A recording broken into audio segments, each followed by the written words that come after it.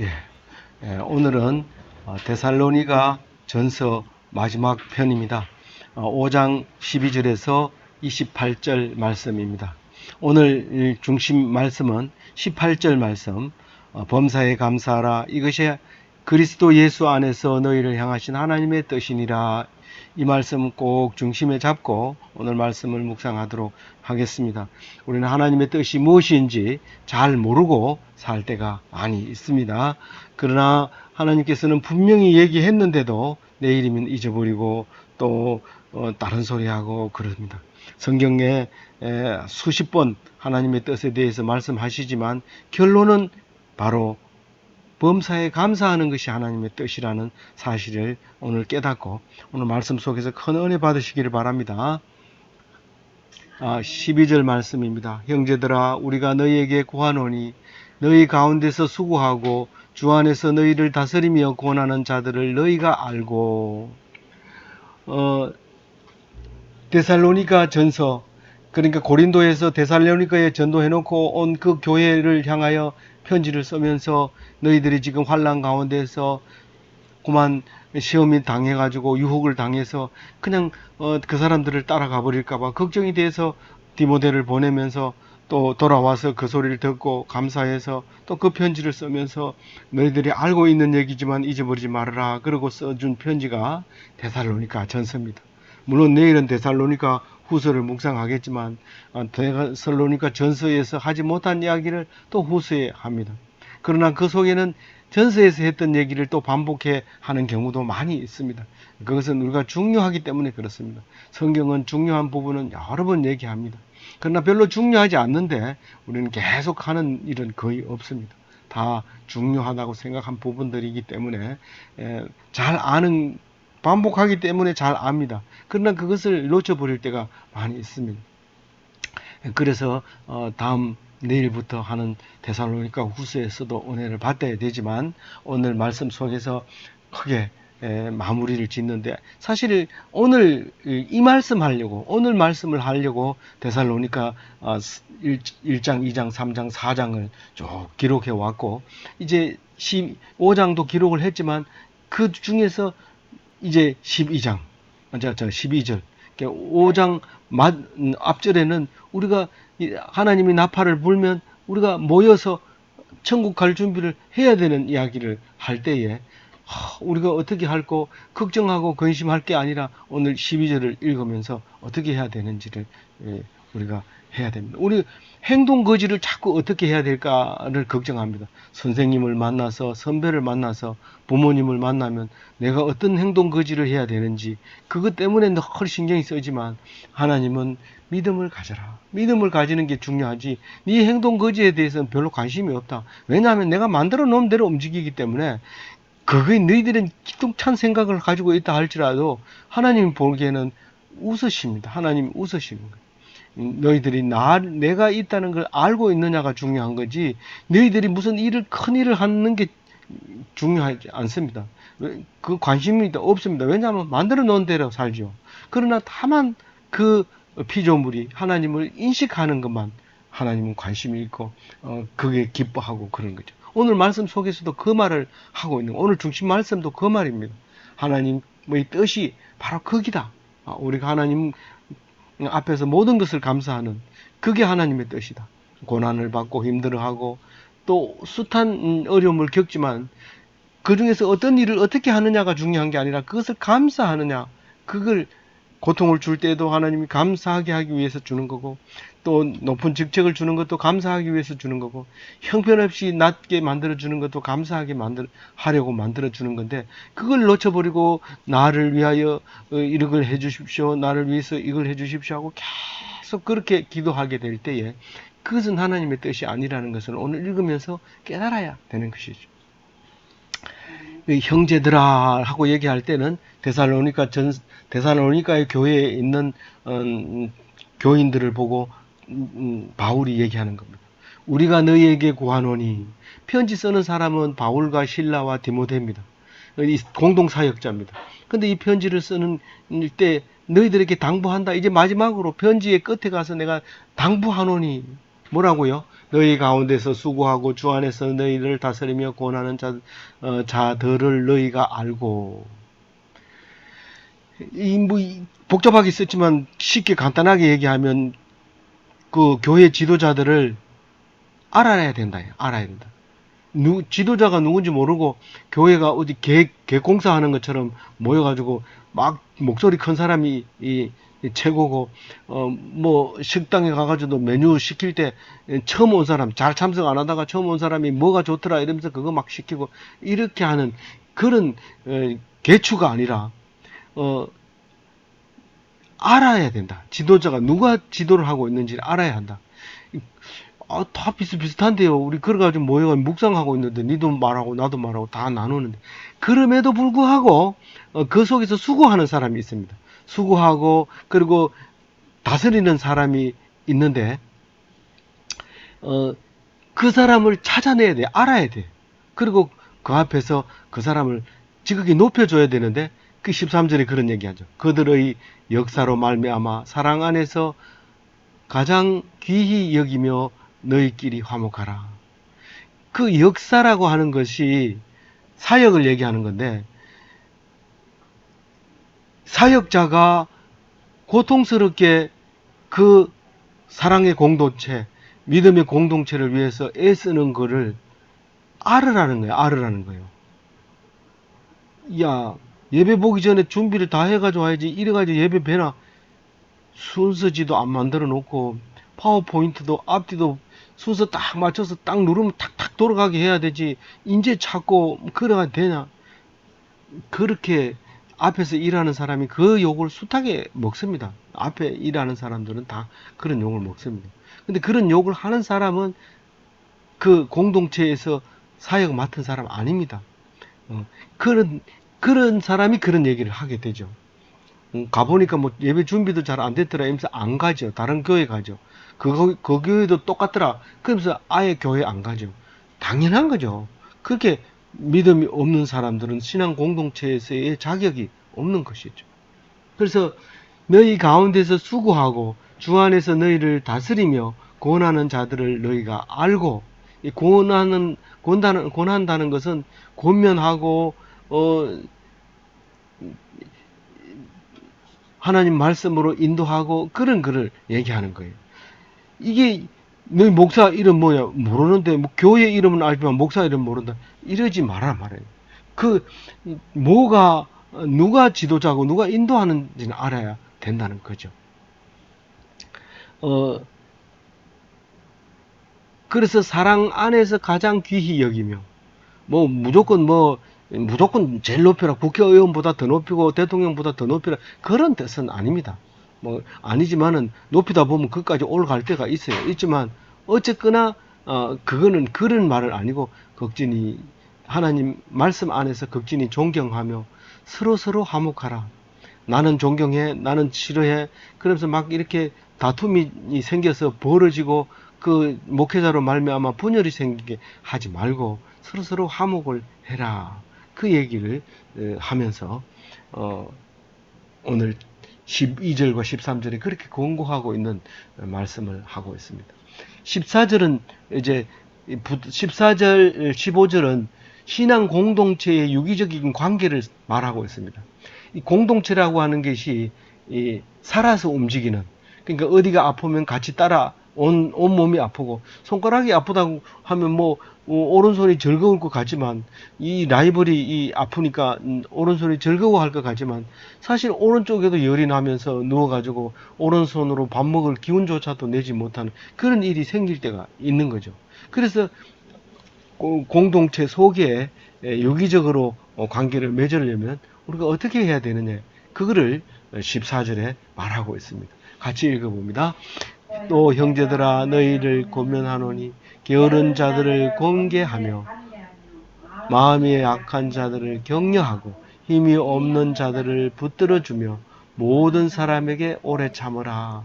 그래서 14절에 네 가지를 얘기합니다. 게으른 자에게, 마음이 약한 자에게, 힘이 없는 자에게, 모든 사람에게, 이렇게 네 가지로 훈계하고 있는데, 권하고 있는데, 게으른 자에게 권계하라 이 말은 사실 게으른 게 뭔가요? 아침 10시까지 자는 게 그런 겁니까?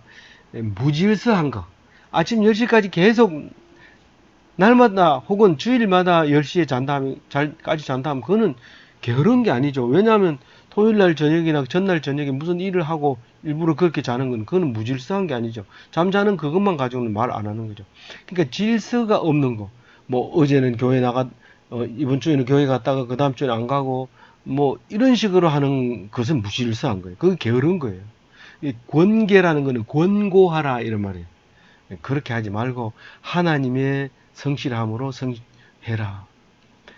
만약에 뭐 이렇게 돈을 누구를 후원하든지 누구 용돈을 드리든지 어른들을 용돈을 드리든지 이래 드리다가 뭐 갑자기 마음에 안 든다고 끊어버리고 이렇게 한다면 그동안 했는 것은 다 소용이 없는 거고 그것은 네가 지금 안 해도 된다면 하던 걸 네가 안 한다면 그럼 그동안 했는 건 네가 안 해도 되는 거를 네가 했다 하는 것으로 판명이 나기 때문에 그동안 했는 게 다 소용이 없게 됩니다.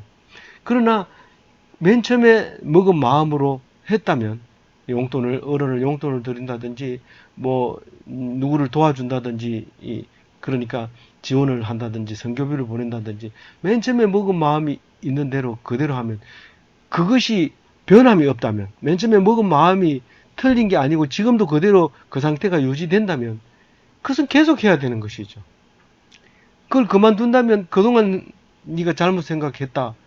지금 잘했다면 그동안 잘못했다는 결론이 나옵니다. 그리고 그래서 잘했다는 것이 결국은 잘못했다로 돌아오게 됩니다.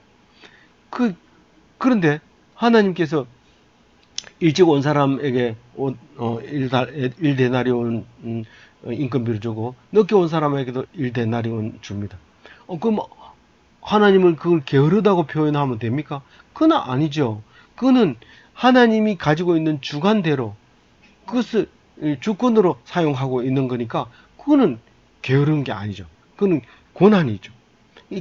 그래서 그게 아니고 하나님의 성실하심을 닮아가는 것이 게으르지 않는 것입니다. 무질서하지 않는 겁니다. 질서의 하나님이기 때문에 우리가 막으로 막 여기 가서 이거 좀 하고 저기 가서 저거 좀 하고 막 이렇게 뛰는 것은 게으른 사람을 얘기하는 것이고 그렇게 하지 말라고 얘기를 하세요. 그리고 몇 번을 얘기해봐도 못 알아듣거든 끊어버리시면 됩니다. 그렇게 하라고 지금 게으른 자에 대해서 권계하라, 뭐 징계하라는 의미도 들어 있습니다. 이 안에. 그래서 그렇게 해라는 거고 마음이 약한 자를 격려하라 이렇게 했는데 마음이 약한 자는 소심한 자 얘기하는 겁니다. 그런 사람을 가까이 하라 이런 말입니다. 우리가 뭔 일을 하려고 하면 벌벌 떨고 뭐 하다가도 뭐 뒤돌아보고 또 하다가도 발을 넣었다 뺐다 이러다가 툭 들어가고 이렇게 하는 그 소심한 사람, 마음이 약한 사람을 흉보고 아이고 저게 뭐 인간이 되겠나 이러면서 손가락질하고 이러지 말고 가까이 가서 부족한 부분을 도와주고 그 사람에게서도 크게 우리가 들어야 될 말씀이 있는 거죠. 그럴 때 그거를 격려해 주라는 거예요. 가까이.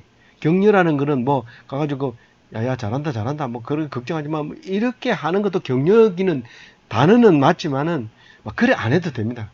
그렇게 불안하고 이런 사람한테 가서 같이 이렇게 끌어안고 어깨에 이렇게 두드리면 굉장히 좋아하고 힘을 얻습니다. 그래서 소심한 마음이 든든해지는데 자꾸 손가락질하고 뭐라 그러고 비퉁가지 주고 이렇게 하면 그만 하던 짓도 못하고 벌벌벌 떨고 점점 사람이 이상해지면 그 사람이 이상해지면 내가 뭐 좋을 게 뭐가 있어요. 우리 신앙 공동체가 전체적으로 흔들리게 되는 것이죠. 그래서 가까이 그냥 가서 이렇게 안아주는 게 그게 참 신앙 공동체의 중요한 일입니다. 그 다음에 세 번째로 힘이 없는 자를 어떻게 하라? 붙들어 주라. 힘이 없다는 것은 허약하다는 거예요. 그러니까 힘이 없으면 돌봐줘야 되지. 가가지고 폼을 잡고만 해. 그것도 못해. 이러면서 비켜! 이러면서 확 뒤물고 그걸 들어가지고 탁 옮기면서 이 정도는 돼야지. 이러면서 그다음부터 그 사람 보면 무시하고 어디 나한테 덤비려고 그래. 이러고 굴림하면 그건 유기적인 공동체가 아니죠. 그건 돌봐주고 붙들어주고 그래야 되죠. 근데 또 반대로 작용할 때가 있어요. 힘없다고 도와주다 보면 그 다음에 자기가 높은 줄 알고 야 이리 와 이거 해 이렇게 하는 경우도 있습니다. 그러니까 우리가 함부로 약하다고 해서 담배 들어가지고 하다 보면 그것을 오히려 자기가 그 코가 끼어서 그 사람의 일을 해주지 않으면 안 되는 그런 일이 생기기 때문에 도움을 요청하면 가장 좋고 도움을 요청하지 않더라도 본인이 스스로가 고맙다고 여길 정도가 되면 그때 도와주세요. 무조건 허약하다고 도와주면 잘못하면 크게 잘못될 부분도 생깁니다. 마지막으로 네 번째, 모든 사람에게 오래 참으라. 이 오래 참는 게 뭘까? 그 원어 자체로 보면 화내지 마라 그런 뜻이에요. 모든 사람에게 화내지 말아라.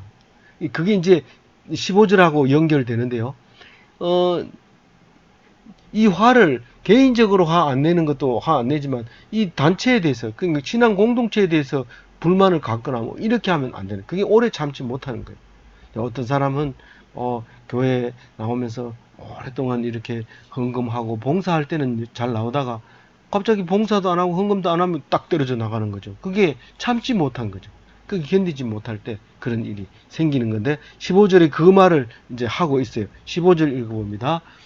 사람과 누가 누구에든지 악으로 악을 갚지 말게 하고 서로 대하든지 모든 사람을 대하든지 항상 선을 따르라. 이제 악이 있고 선이 있습니다. 우리는 이게 구분을 잘 못합니다. 왜냐하면 A라는 사람도 악에 대한 정의가 다르고 B라는 사람도 다릅니다. 그래서 우리는 악을 이렇게 공통적으로 말하기가 어렵습니다. 그러면 선악관이라는 단어를 어떻게 표현할 수 있느냐? 보편적인 선악은 있죠. 그 공의라는 게 있고 의라는 게 있기 때문에 그 제다카라고 하는 일반적인 선이 의가 있지만은 지금 여기서 얘기하는 건 그게 아니고 이 선이라고 하는 건 결국은 하나님 편에 서 있느냐 하는 겁니다. 하나님 편에 서서 대화를 하면 선이 되는 거고 하나님 편이 아니고 내 생각대로 하면 악한 겁니다. 그래서 누가 악한 짓을 하면 요건 버릇을 고쳐놔야 돼. 그렇게 하면 그건 내 생각입니다. 내 생각은 악한 겁니다. 왜 내 생각은 전부 다 악한 겁니까? 처음부터 악하다고 성경은 말하고 있어요. 처음부터 악한데 그걸 깨닫게 되면 하나님 앞에 돌아와서 선을 행했다고 칭찬하는 게 성경입니다. 그러니까 누구에게든지 악을 악으로 갚지 말아라. 하여튼 갚으려고 그러면 안 돼.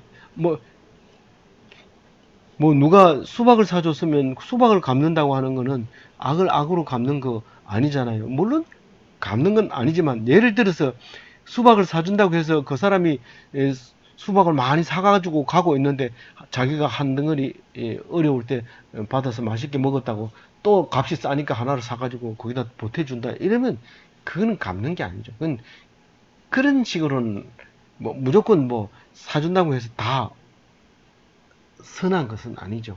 그래서 그것도 하나님 앞에서 내 마음대로 하지 말고 저 사람에게 꼭 필요한 겁니까? 내가 그때 참 잘 먹었는데 나도 저 사람이 잘 먹게 하려면 좀 비쌀 때 잘 안 팔릴 없을 때 그때 사주는 것이 그게 그거지. 흔하다고 해가지고 값싸게 많이 사가지고 막 나눠주고 이것은 안 되죠. 그거는 선한 것이 아니죠. 그래서 개인적으로 대하든지 이 공동체를 대하든지 간에 항상 선을 따라서 해야 됩니다. 근데 여기 15절을 자세히 읽어보면 이렇게 얘기합니다. 악으로 악을 갚지 말라가 아니죠. 말라가 아니죠. 예, 말게 하라. 누가요? 내 말고 제3자가 둘이서 서로 악으로 갚아요. 근데 그게 못 본 채 하면 안 된다는 거예요. 그거는 이렇게 하는 게 좋겠다. 그 사람이 이런 생각을 갖고 한 거니까 당신은 이렇게 하지 않는 것이 좋겠다. 라고 말을 해줘야 돼요. 놔둬야 돼요. 말을 해줘야 돼요. 그건 서로가 다 모르고 있는 상태이기 때문에 서로 할 수 있도록 해주는 것이 신앙 공동체란 말이에요. 그 제3자라고 제가 말을 했기 때문에 우리 교회 안에서 일어난 일만 사실은 해야 되는데 교회 밖의 일도 괜히 시장 가가지고 둘이 하는 거 보고 그 악을 악으로 갚으면 안 된다고 대들다 보면 안 되는 거죠. 여기는 지금 신앙 공동체를 지금 얘기하고 있는 겁니다. 지나가다가 싸우거든 그냥 놔두세요. 그 끼어들지 마세요. 그러다가 다친 사람이 참 많습니다. 세상의 정의하고 내 정의하고는 다르기 때문에 그런 거죠. 그래서 우리는 꼭 하나님 앞에서 그리고 유기체 안에서 공동체 안에서 이렇게 선을 따라 가야 된다. 그 말을 하고 있는 것입니다. 이제 16절에서 22절까지는 우리가 늘 잘 외우고 있는 말씀입니다. 7가지입니다. 7가지인데 이건 뭐 제목도 필요 없고 이 7가지는 이 데살로니가 전서의 클라이막스고 데살로니가 전서의 가장 중요하고 이 데살로니가 전서를 써야 될 중요한 이유 7가지를 지금 얘기를 하고 있습니다. 첫 번째로 항상 기뻐하라. 두 번째로 쉬지 말고 기도하라. 세 번째로 범사에 감사하라. 네 번째로 성령을 소멸치 말라. 예언을 멸시하지 마라. 선을 택하라. 악을 버리라. 이렇게 되어 있습니다. 이 항상 기뻐하라는 얘기는 고통 속에서도 기뻐하라는 거예요. 남이 나를 저주할 때도 기뻐하라는 거예요. 그래서 예수에 미친 사람들, 정신이 이상하다. 이게 조현병자예요. 이 조현병에 걸리면 항상 기죽기죽 웃으면서 뭐 그럽니다. 그 사람이 좋아서 그렇게 웃는 게 아닙니다. 어떤 때는 누구를 죽일 생각을 하니까 좋아가지고 희죽희죽 웃을 때도 있어요. 이 조현병 걸린 사람 중에는. 벌써 죽이려고 생각하니까 아마 죽은 거 생각하니까 좋아가지고 막 희죽희죽 웃는 이런 게 있기 때문에 그런 거를 기뻐한다고 우리가 볼 때는 그런 거죠. 근데 예수를 믿고 예수님으로 말미암아 항상 기뻐하라는 거예요. 딴 사람이 볼 때는 굉장히 딴 사람이 볼 때는 고통 속에 있고 힘들어하고 그러면서도 예수님으로 말미암아 기뻐하는 거예요. 왜냐하면 이들이 아무리 나를 힘들게 해도 예수님 십자가만큼은 할 수 없다. 그렇게 생각하면 그것을 견디고 이길 수 있는 거죠. 그래서 내가 예수 닮은 고통을 당하고 있구나. 그렇게 생각하면 기뻐지는 거죠. 두 번째 뭐라고요? 쉬지 말고 기도하라. 언제 기도하니? 식사할 때요. 언제 기도하니? 자기 전에요. 언제 기도하니? 자고 일어나세요. 언제 기도하니? 주암산에 갔을 때요. 그런 게 아니고 쉬지 말고 기도하라. 쉬지 말고. 그래서 사무엘은 훈계할 때 너희들 기도해라. 내가 기도하는 죄를 범하지 않겠다. 결단코 범하지 않겠다. 그런 말을 이미 했고 예수님이 가르쳐 줬고 또 데살로니가에서 전서에서 이 사도 바울이 이 계명으로 말하고 있습니다. 쉬지 말고 기도하라. 항상 깨어 있으라. 이 앞에서 얘기했죠. 항상 나주로 있으라. 그렇게 얘기합니다. 그 다음엔요. 세 번째는요. 범사에 감사하라. 범사에 감사하라가 뭐라고요? 하나님의 뜻이다. 이 선을 행함으로써 받는 고난이 와요. 그렇죠? 선을 행하면 고난이 옵니다. 근데 그것을 감사하는 것이 하나님의 뜻이에요. 선을 행하고 고난을 받는 게 하나님의 뜻이다라고 베드로 전서에 얘기하고 있지만 그거는 선을 행하고 고난을 받는 것을 감사하면 그게 하나님의 뜻이래요. 그 베드로와 바울은 둘이서 같은 시대에 동일한 사도로서 같은 신앙을 가졌다는 것을 알 수 있습니다. 선을 행하고 고난을 받는 것이 그게 감사할 일이다. 그래서 범사에 감사해라. 그게 하나님의 뜻이다.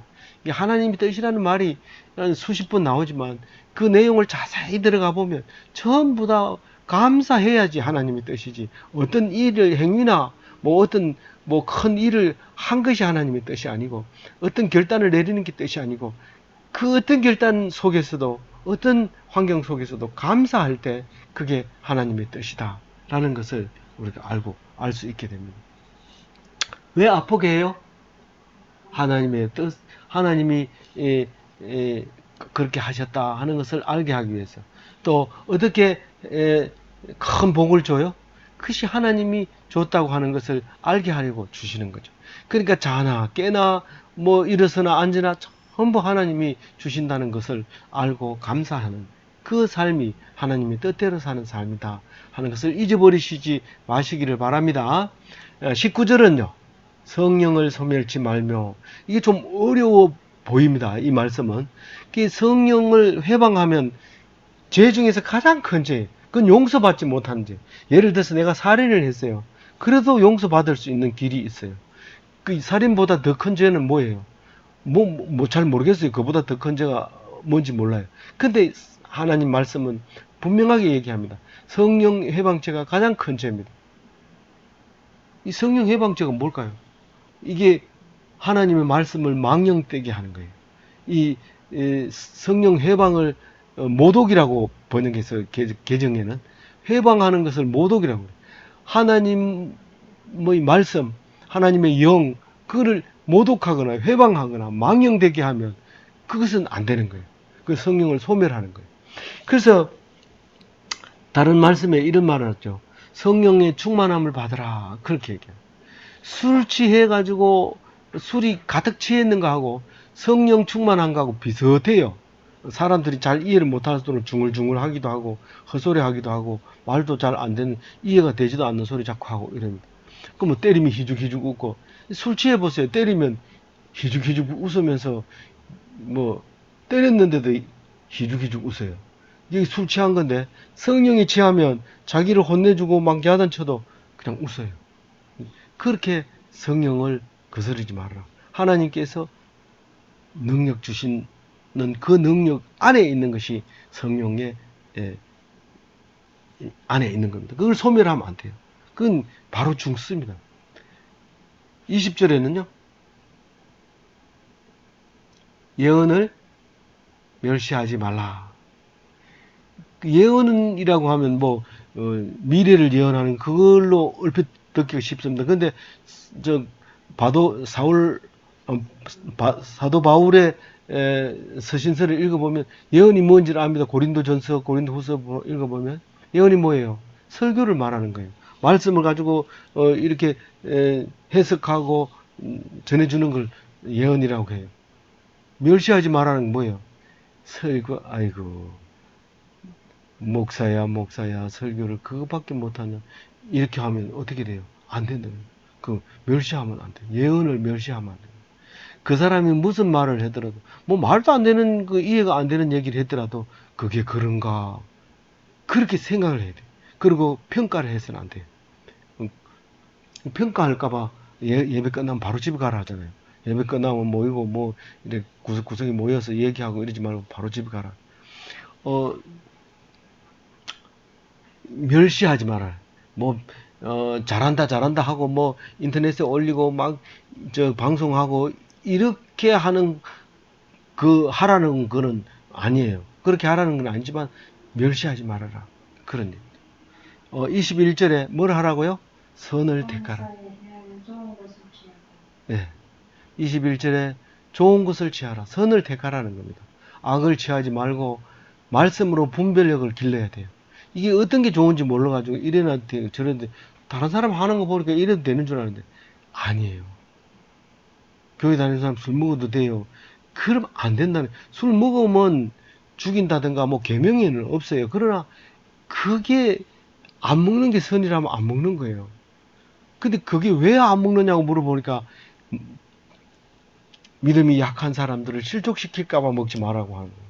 그러면 나머지는 답이 나오잖아요.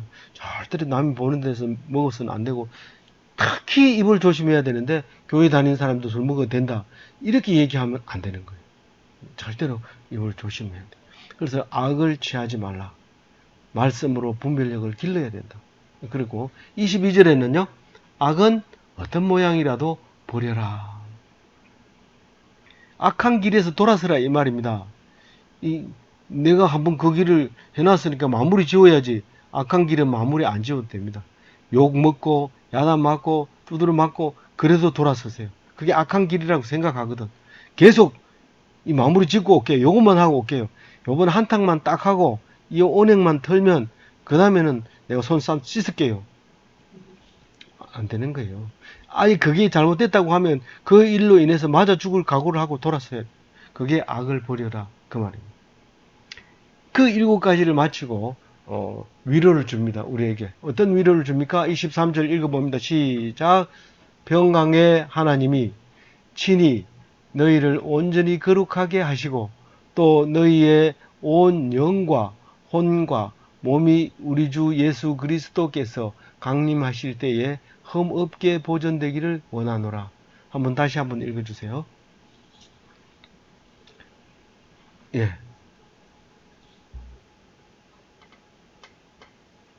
친히 너희를 온전히 거룩하게 하시고 또 너희의 온 영과 혼과 몸이 우리 주 예수 그리스도께서 강림하실 때에 흠없게 보존되기를 원하노라.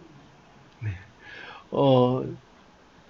하나님이 약속 언약을 지키신다. 그 얘기를 지금 23절에 하는데 자세히 읽으면 상당히 길게 말씀드려야 돼요. 평강이라는 것은 하나님의 속성이죠. 평강의 하나님. 샬롬. 이제 히브리어로는 평강이고 헬라어로는 뭐라고 했어요? 에이레네라. 이게 이제 자주 나오는 말이죠. 그래서 평강의 하나님이 직접 성도들을 거룩하게 한다. 니들이 거룩하게 하려고 막 애쓰고 거룩하게 해야지 그렇게 하면 안 돼. 뭐 이러면서 자세를 딱 가지고 똑바로 걷는다든가. 물론 그것도 걸음만 똑바로 걸어도 벌써 하나님이 인정해 주는데 그게 잘못됐거나 그건 아닙니다. 그러나 하나님이 거룩하게 하신다. 하나님이 온전하게 해 주신다. 성도들을. 그러니까 우리는 거룩에 대해서 신경 쓸 필요 없고 하나님 앞에 말씀이 무엇인가 그것만 귀 기울여 들으면 됩니다.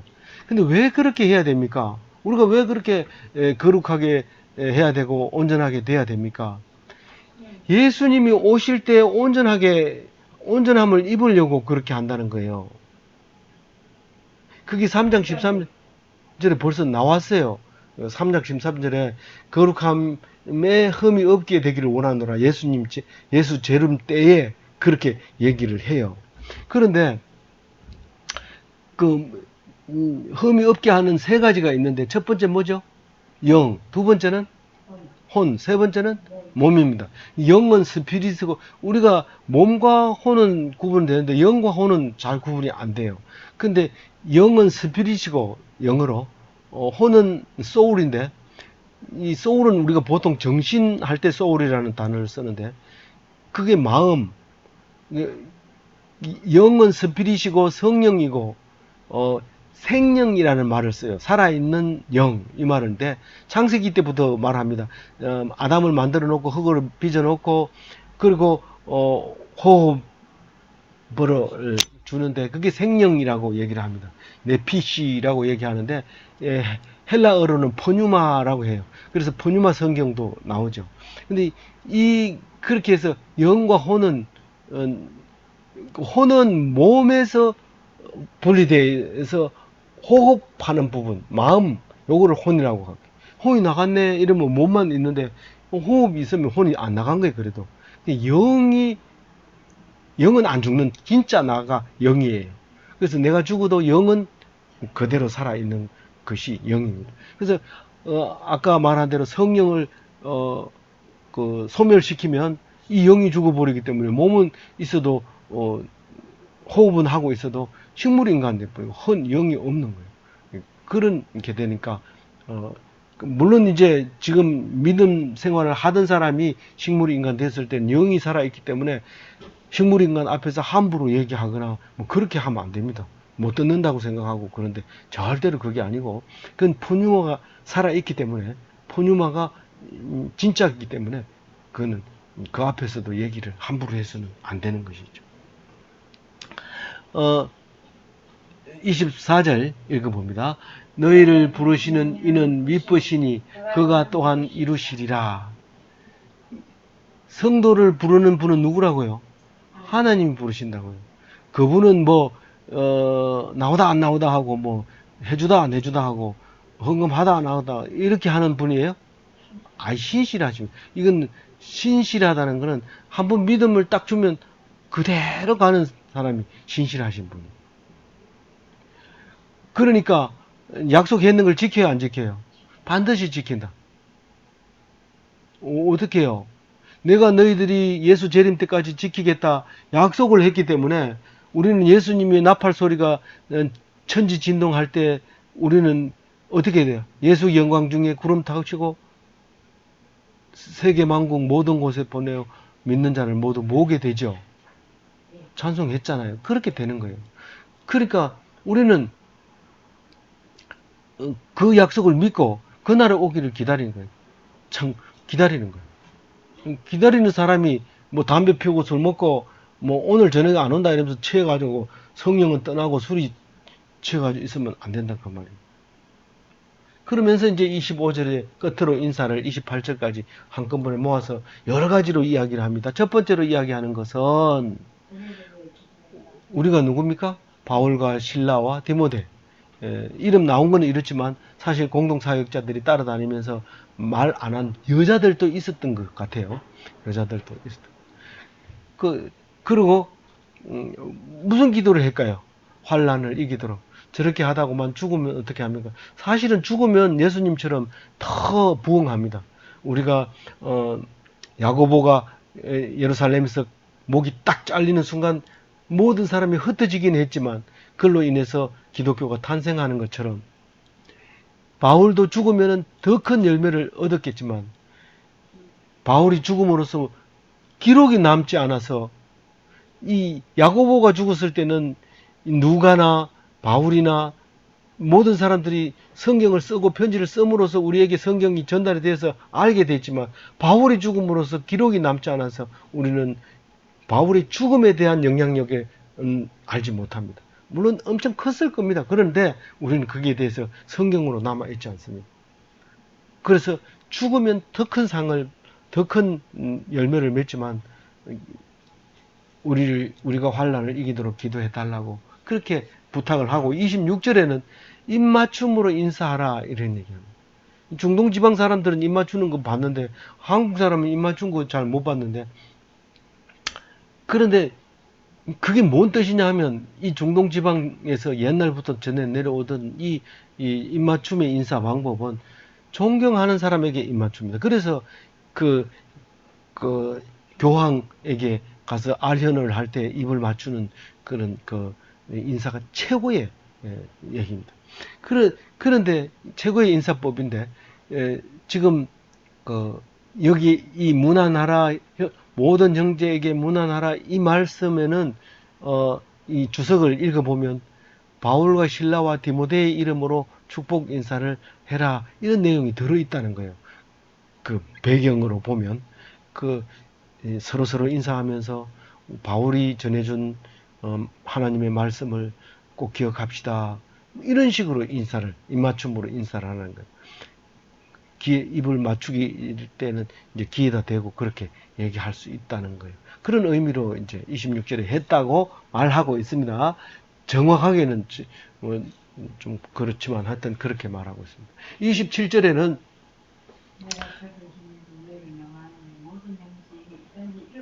예, 이 편지를 읽어주라는 얘기고 뭐 그때 당시에 읽어주라는 얘기겠지 그 얘기 아니라 우리에게 2000년 뒤에 이 편지를 읽으면서 어떻게 읽어야 돼요? 성경을 서로 읽어라, 묵상해라, 생각나게 하고 나누어라. 우리가 편지 없으니까 뭐 형제들에게 읽어줄 것도 없고, 그게 아니라 이 성경을 가지고 모여서 읽고, 서로 나누는 거, 묵상하고 나눔하는 거. 그렇게 하라는 거예요. 그걸 부탁합니다. 그리고 마지막에 이렇게 축도를 합니다. 이제는 우리 주 예수 그리스도의 은혜와 하나님 아버지의 무한하신 사랑과 성령님의 감화 감동 교통하심이 데살로니가 교인들에게 영원히 있을지어다. 아멘. 그렇게 마칩니다. 우리가 기도 축복 기도하는 것처럼 축복하는 것처럼 그렇게 기도하고 있습니다.